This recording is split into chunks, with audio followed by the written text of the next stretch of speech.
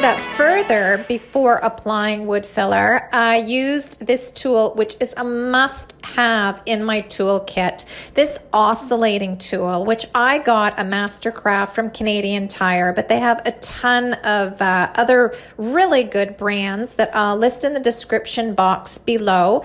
And this is a must-have because it has so many uses to it. Here I put on the triangle sander and it gets into corners and small places beautifully. I use this to sand off the front of these drawers. I also use them in every one of my makeovers when I'm, say, painting the drawer frame, and you know how you get a little bit of paint on the frame lip?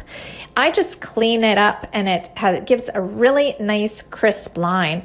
These oscillating tools can also be used to cut, as I shared in my last doll planter video.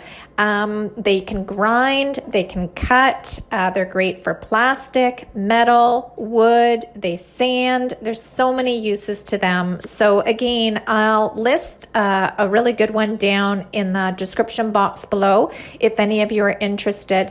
This is by far way easier to use than one of those corner cat sanders because it gets into tighter places.